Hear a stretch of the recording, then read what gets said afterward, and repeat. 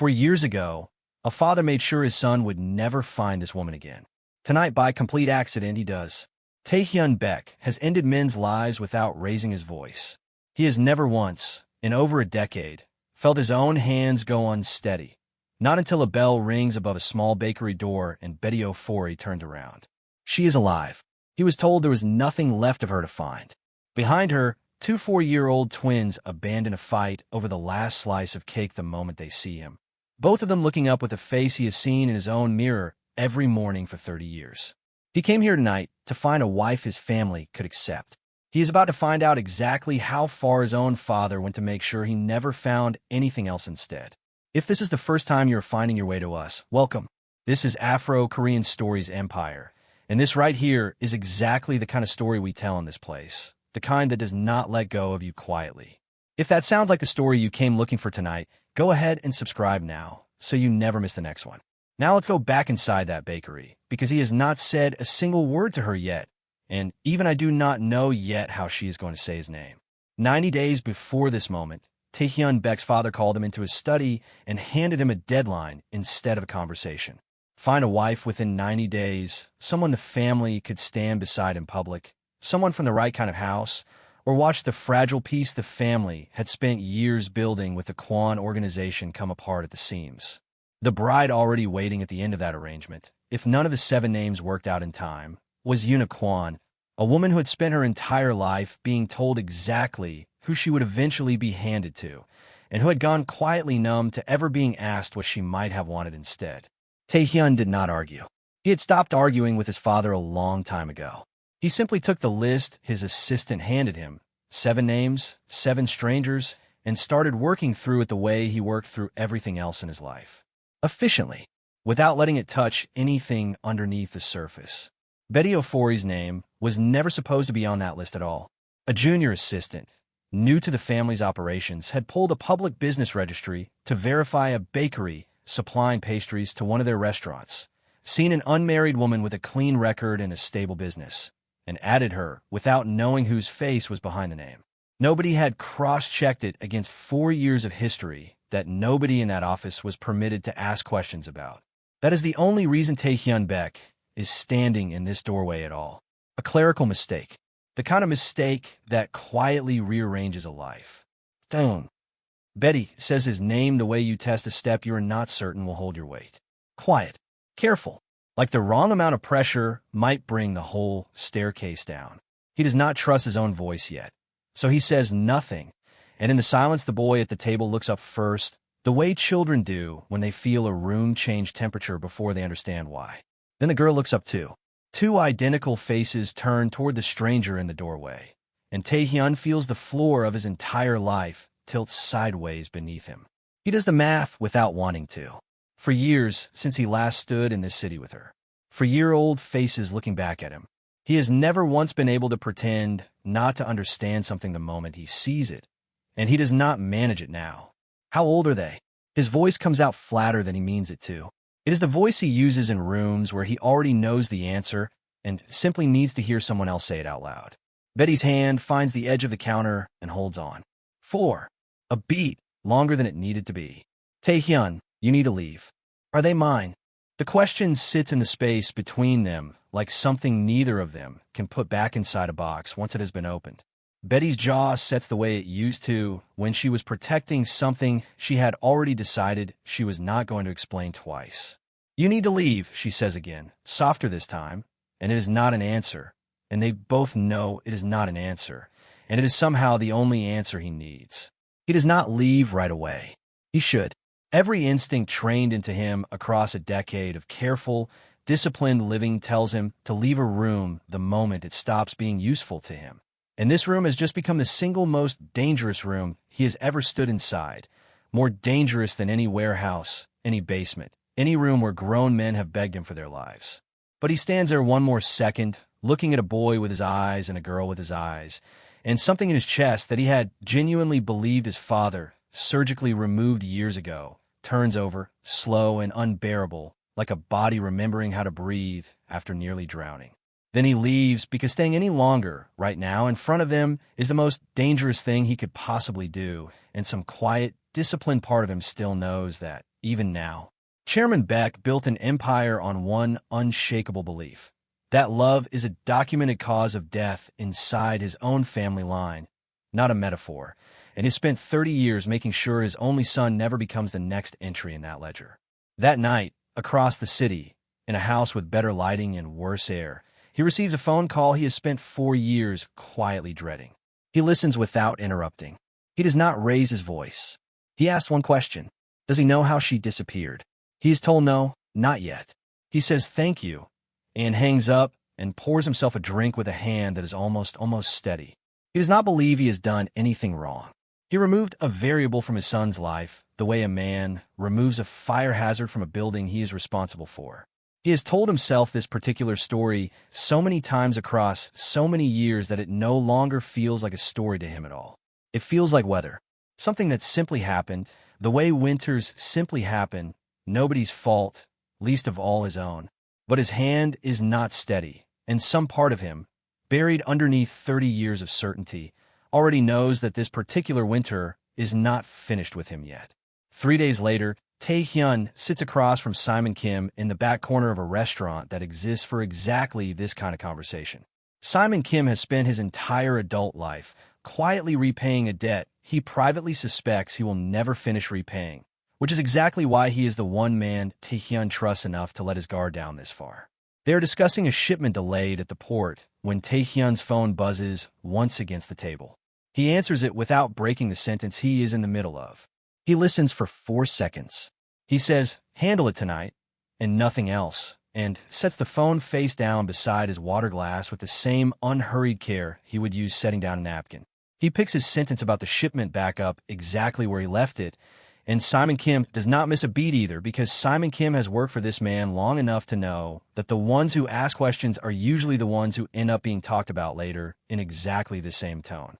Later that night, in a part of the city that does not appear on any tourist map, a man who believed he had 6 more hours to disappear discovers that Tae-hyun Baek's calm and Tae-hyun Baek's mercy have never once been the same thing. There is no shouting. There is no scene. A car arrives quietly. A car leaves quietly. By morning, there is simply one fewer problem in the world, filed away and forgotten by everyone except the family that will spend years wondering. This is the rule Tae-hyun Baek built his entire reputation on, the rule that keeps his organization calmer and safer than any of his rivals. He does not raise his voice when he is about to end something. The quiet is not an absence of feeling. The quiet is the feeling, disciplined for so long, it has become the only shape he knows how to give it. Betty Ofori did not build this bakery to get over a broken heart. She built it to prove to herself that she could survive absolutely anything, including the specific kind of silence a man leaves behind when he disappears without a single word of explanation. Her days start at 4 in the morning, in a kitchen that smells like yeast and cardamom, long before the twins wake up, long before the sun does. She raised it up with her own 2 hands, 1 bag of flour at a time, out of savings so small they should not have been enough, and out of a stubbornness that has kept her upright through years that tried very hard to put her on the floor. Kofi and Janet Ofori have never once needed anyone to explain to them why they look so much like each other. What neither of them has ever had is a single memory of the third face they both, unmistakably, come from. They wake at 6, tangled together in the same bed, even though each of them has their own, because they have slept that way since before either of them could walk, and neither has ever wanted to stop. Kofi loses a tooth at breakfast one morning, wiggling it loose with his tongue for the 3rd day, running until it finally comes free into his palm, and holds it up like a trophy he has been chasing for a week. Janet hums while she eats, a habit Betty has never been able to trace the origin of. 3 notes, over and over, the same 3 notes every single morning of her life so far. Some evenings, after the shop is closed and the twins are finally asleep, Betty sits alone in the dark kitchen for exactly 5 minutes before she allows herself to stand up and start again. 5 minutes to feel the full weight of doing this completely by herself. 5 minutes to miss a man she has spent 4 years telling herself she was foolish to still miss at all. Then she stands and wipes her face and goes to check that both children still have their blankets, because grief in her house is not allowed to last longer than 5 minutes at a time. There is too much to do in the morning. Some mornings Kofi asks about his father. He is 4.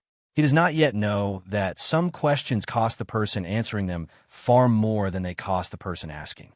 Does he look like me? Kofi asked once, apropos of nothing, halfway through a bowl of cereal, and Betty had to turn and pretend to search a cupboard for something that did not need finding, just to get her face back under control before she answered him.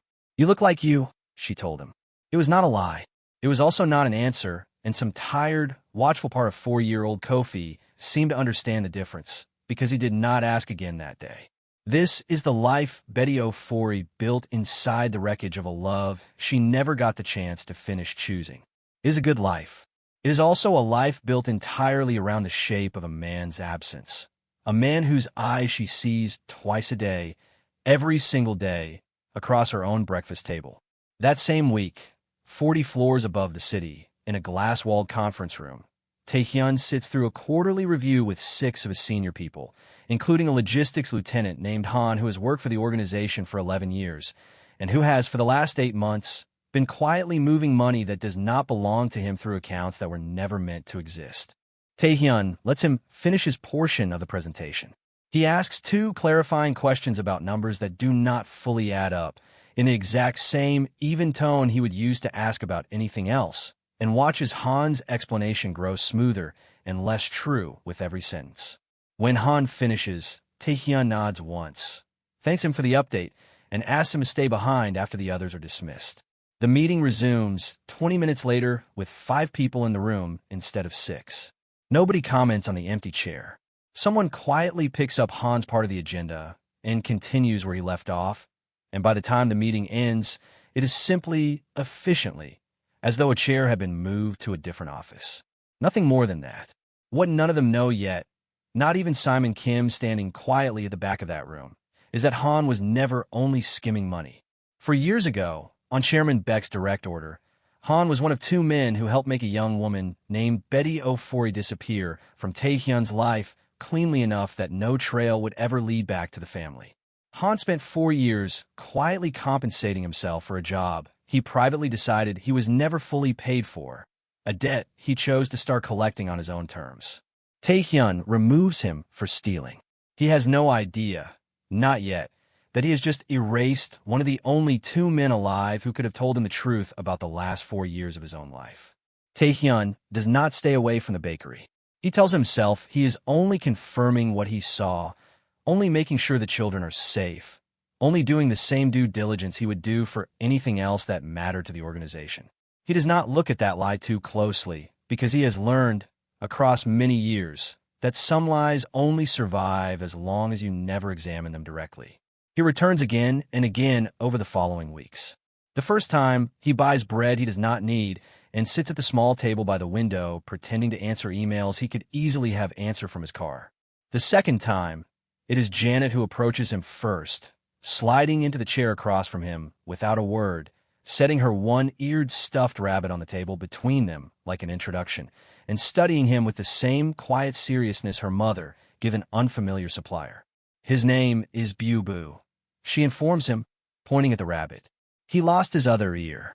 That happens sometimes, Taehyun says, carefully, and something about the gravity in his own voice seems to satisfy her completely, because she nods once and goes back to humming her 3 notes. By his 4th visit, Kofi climbs into the chair across from him without asking anyone's permission, the way only a 4-year-old can, and studies him for a long moment with tremendous seriousness. You have my eyes, Kofi announces. Not question. Something in Taehyun's throat tightens in a way no negotiation has ever managed.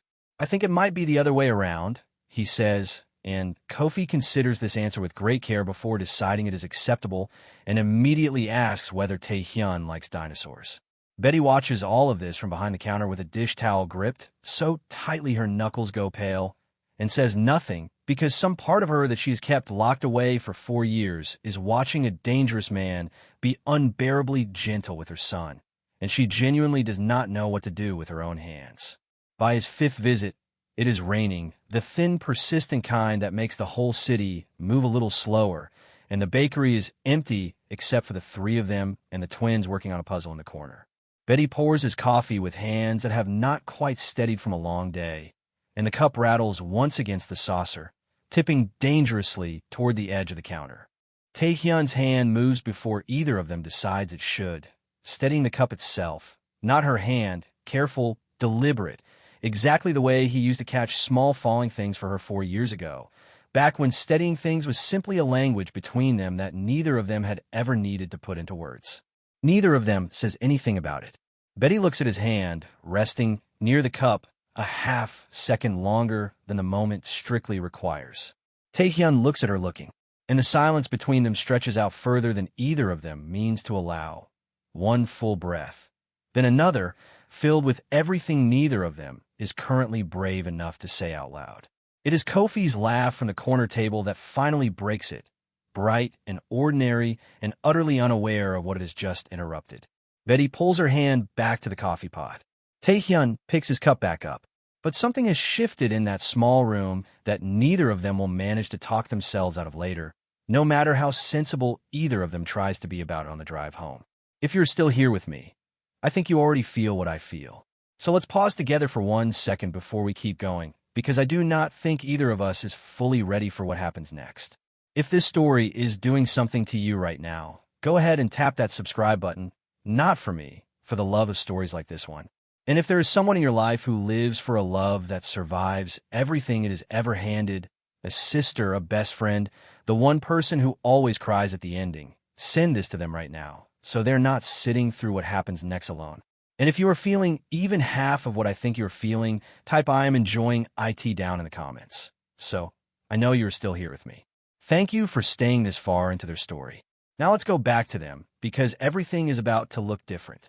Simon Kim has carried a particular kind of silence for 4 years, the kind that sits in a person's chest like a stone they have grown used to the weight of without ever once setting it down.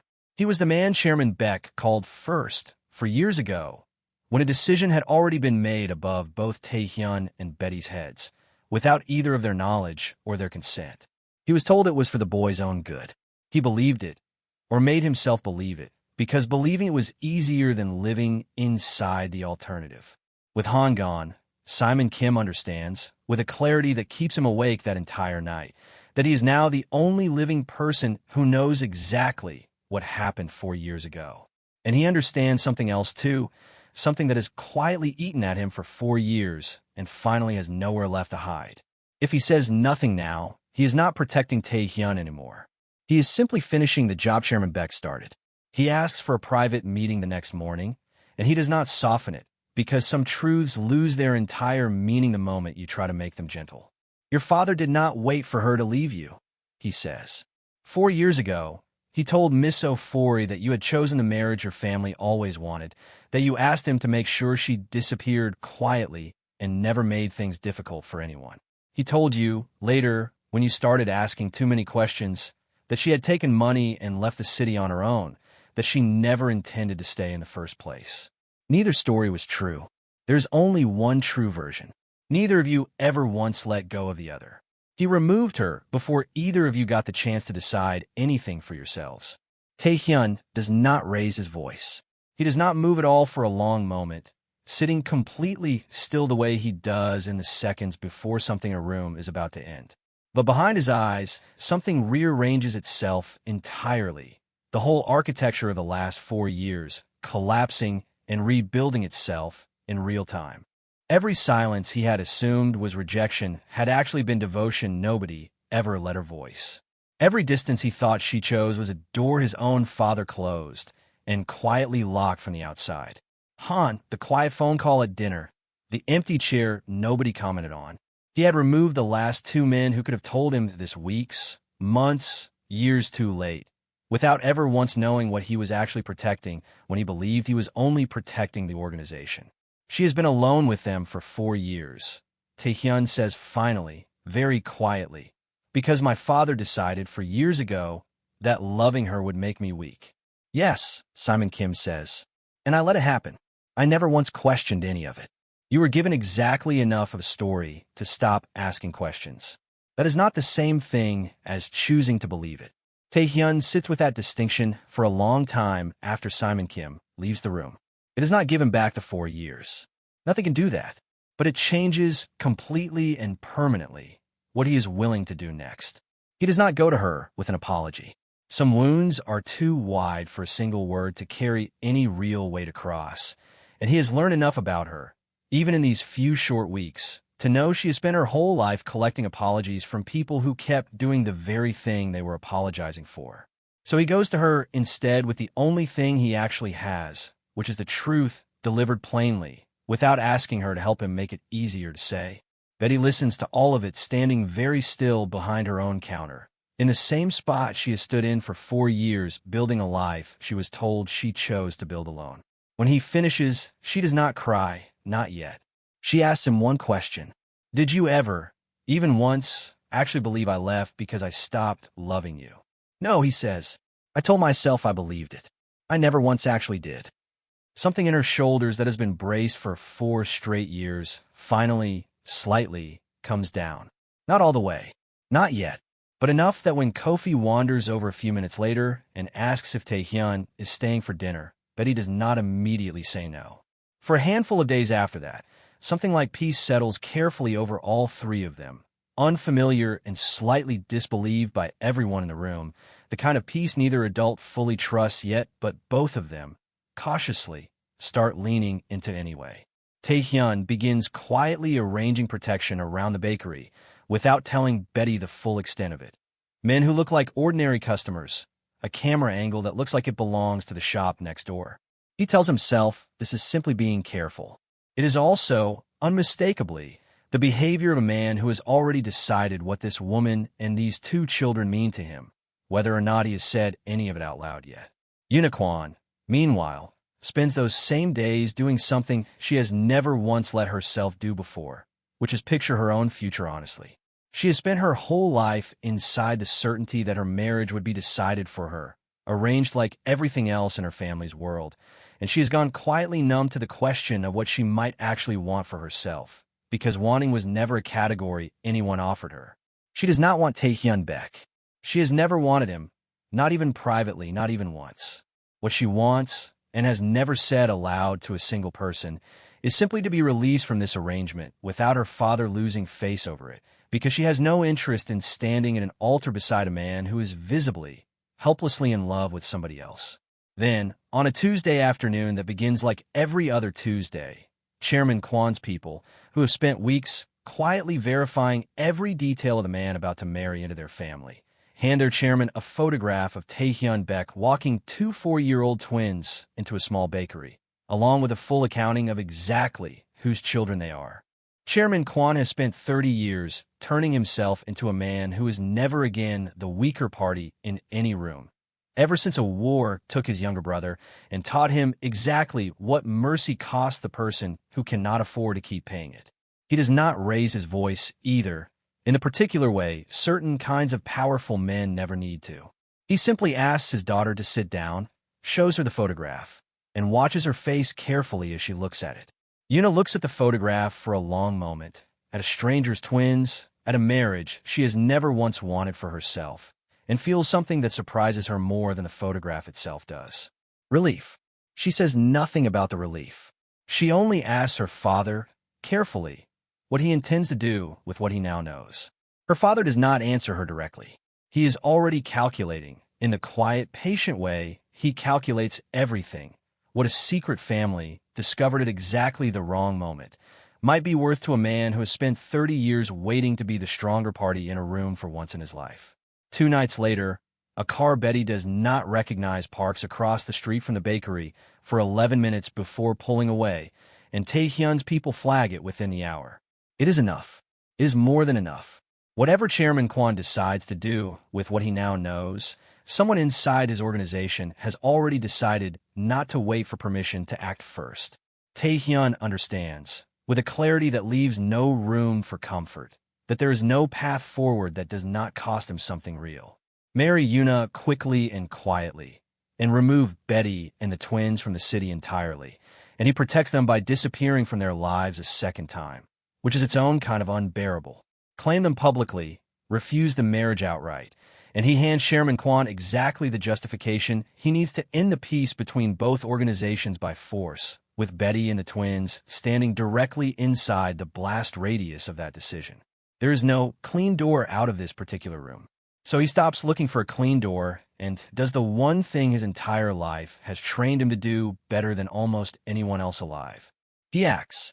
He sends Betty and the twins to a location even Simon Kim is not given the address of, with two men Taehyun trusts with his own life standing at that door. Then he goes alone to speak with Chairman Kwon directly and brings with him not a peace offering, but his own father. That same night, while Taehyun is inside Chairman Kwon's house doing something that will either end a war or begin one, three men attempt to reach the location where Betty and the twins are staying. Betty hears the first sound at the back door before either of the men assigned to protect her does, and does exactly what 4 years of thinking 2 steps ahead of disaster has trained her body to do without needing to think about it at all. She gets Kofi and Janet into the small, windowless pantry off the kitchen without wasting a single second, presses one finger to her lips, and stands between that door and her children with a rolling pin gripped in her hand that she has absolutely no intention of using gently. She never has to use it at all. Taehyun's men are faster than the 3 who came for her, and Taehyun himself arrives 11 minutes later to find the situation already handled. 1 man restrained on the floor, 2 others gone in the night, and Betty standing exactly where she said she would stand, exactly where she needed to be, unshaken, furious, entirely alive. What Betty does not see, because he does not let her see it, is what happens afterward, in a room she is never brought into, with the 1 man his people manage to hold on to. There is no shouting there either. There is a single chair, and 1 question asked calmly, and an answer that arrives faster than the man giving it probably intended it to. Taehyun learns exactly who sent them, and exactly how much time is left before whatever comes next arrives at their door. He ends that conversation the same way he ends every conversation like it. Quietly. Completely. Betty feels both truths at once that night, standing in her own kitchen with her children finally asleep down the hall. The terror of what almost happened, and the strange, unfamiliar safety of exactly who made it stop before it reached them. She does not yet have a word for standing inside both feelings at the same time, but she does not spend the night arguing with either one of them either. Inside Chairman Kwon's house, Taehyun does not ask for anything.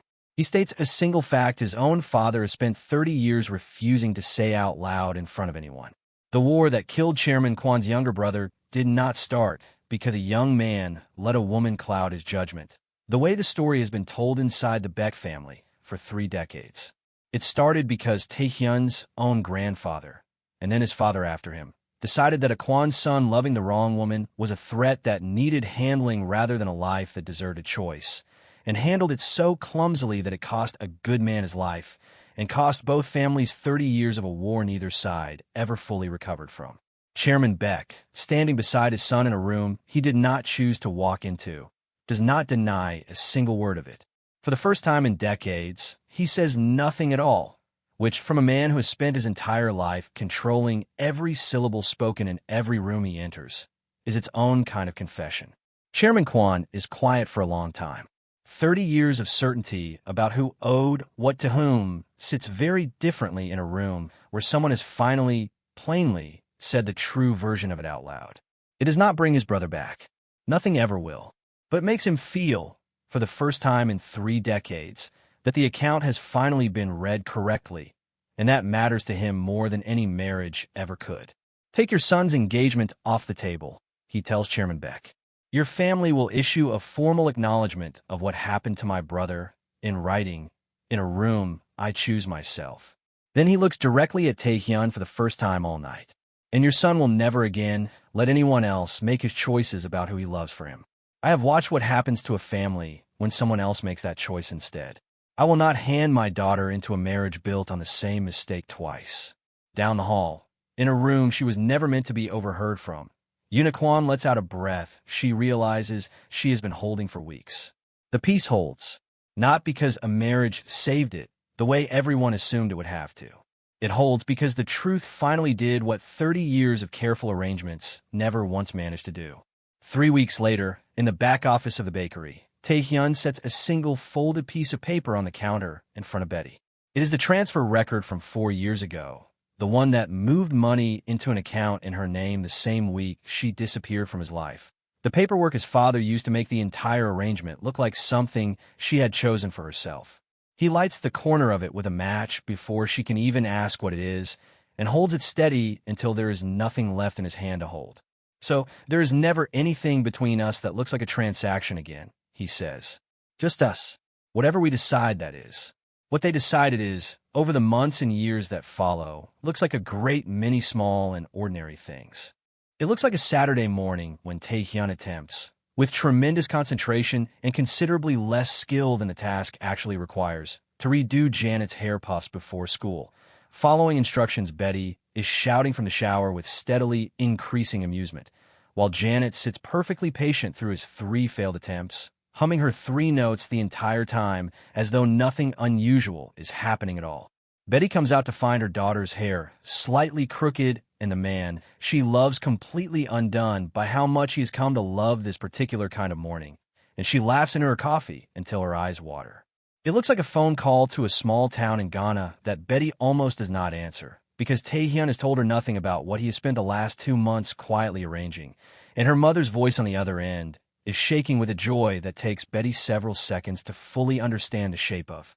A house, renovated from the ground up, standing on the same land her mother has lived on for her entire life, waiting for her with the keys already resting in her own hand.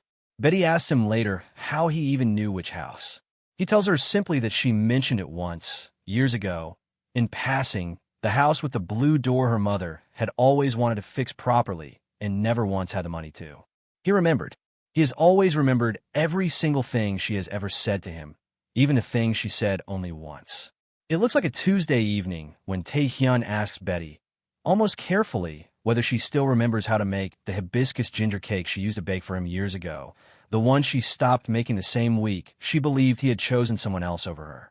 She goes quiet for a moment, then says she thinks she does, and spends a whole evening baking it while he watches from the small table by the window, where all of this, technically, first began.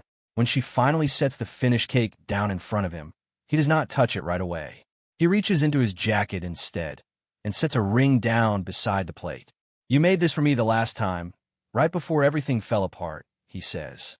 "I wanted it to be the first thing you ever make me on the other side of the truth." Kofi, watching from the doorway with Janet's hand gripped tightly in his own, whispers that he knew it, he absolutely knew it, and neither child manages to stay quiet for very long after that. And neither, for that matter, does Betty. The wedding, when it comes, is small and specific and entirely theirs. A courtyard in Ghana strung with lights. Her mother's neighbors crowded along the low wall to watch. A table of Korean elders bowing formally to a table of Ghanaian aunties who bow right back before both sides give up on formality and embrace instead. One detail is folded quietly into the ceremony that only the 4 of them fully understand. A small dish of hibiscus and ginger set beside the rings, because some things, once they mean what this one means, never leave the story again. And it looks like, years later, a regular Sunday morning that has stopped feeling like anything special at all, precisely because it has become the ordinary shape of their whole life together. 2 children, older now, arguing gently in 2 languages at once over whose turn it is to set the table. A kitchen that smells like cardamom and something Taehyun's mother once taught Betty to make, sitting comfortably beside something Betty's own mother taught her decades before that. Taehyun looks up from his phone at the counter at the exact moment Betty glances over at him from the stove, for no particular reason at all, the way you look at someone you have simply chosen to keep looking at for the rest of your life. Neither of them says a word. Neither of them needs to. The whole story is sitting quietly inside that one look, the bakery, the basement, the truth, the fire that burned an old lie down to absolutely nothing, all of it folded into one ordinary Sunday that 4 years earlier, neither of them believed they would ever live long enough to have.